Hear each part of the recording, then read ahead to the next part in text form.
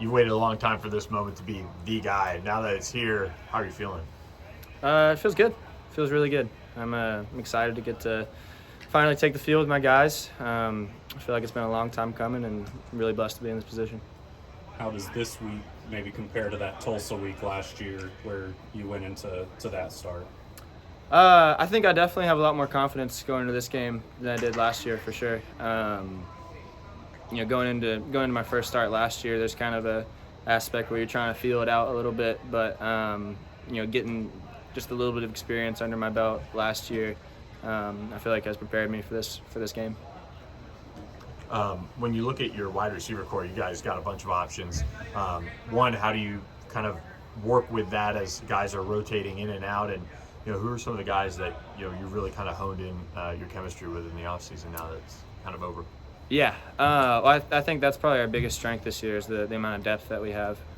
So we have no shortage of depth, at slot and at outside and at tight end. So I think it'll just be a matter of taking the matchups that they give us, and there really isn't one guy that I feel like I have more confidence in over the other guys. I feel like I've got a really good chemistry with just about everybody that's going to take the field on Saturday. So.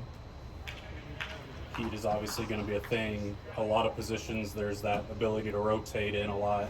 You're probably one of the few that's the guy out there. Is that something you worry about, or is that something you say, hey, we've practiced in it, we're prepared for it, we're preparing this week for it? Definitely. No, I think, preparation breeds confidence. So I think with all the work that we've done in the summer and fall camp, getting ourselves physically prepared for this game, I think we'll be just fine in the Heat. Jordan Curley's been a guy that, I think is ready to kind of break out and have that type of Rashee Rice impact this season. What have you seen from his preparation and just mindset going into this season?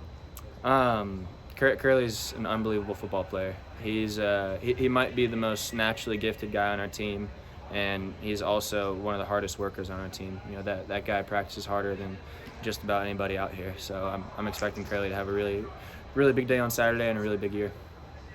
For you guys, I know what Levine did, especially towards the end of the season, was big in the running game, but there's a feeling that the run game is going to have a bigger impact this year. How much does that take some pressure off you? How much is that fun to maybe be a little more balanced? And then also how much does that maybe then lend itself to some big plays in the passing game if they have to worry about the run? Definitely. No, I think our run game and our passing game will definitely feed off each other for sure.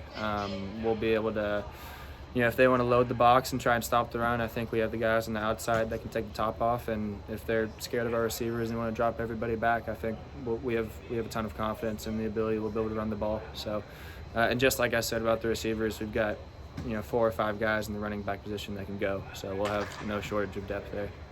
Kind of a vague question, but what does SMU mean to you, being a legacy? Man, it's a good question. It means a lot. It really does. I've been coming to SMU games for as long as I can remember. I remember coming here and watching Kyle Padron and Matt Davis play, and now to finally get to play quarterback for this school is really, really special. It means a lot. Was there, this day and age, of course, especially, was there ever in your mind, hey, maybe if I decide to transfer somewhere else, I can play a year earlier? Was that ever a thought as in the last 2 years for you?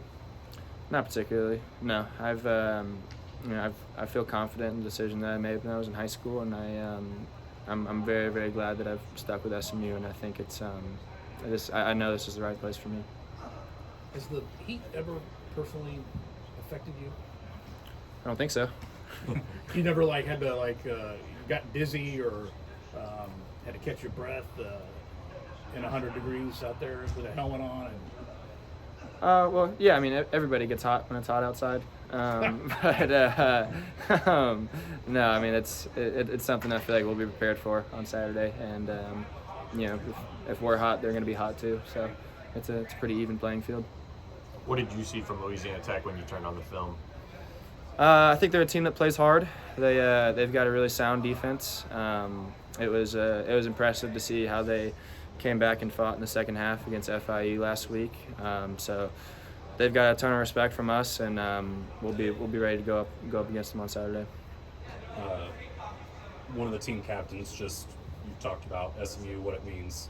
Add that onto it. What does it mean to be a captain, to be voted on by those guys, and to have that C on your chest? Yeah, that was that was a huge honor. I felt that was a really, really big honor for me. Just to feel that recognition from my teammates, to be chosen as a leader, was something that was very gratifying for me, and something that I don't take lightly. So I'm just going to try to be the best version of myself that I can be and lead these guys day in, day out. I know the injury's been brought up a ton and recovery from it and all that, but the last snap you took in a game was that injury. Just how ready are you for that now to finally be behind you and to really show how far you've come since then? Yeah, I'm ready. And, I'm there's definitely not holding anything back, no fear on my part. I'm looking forward to getting popped. It's been a while, so I think once you take that first little hit, that first pop, it's gonna kind of wake me up and feel good a little bit. So I'm looking forward to it.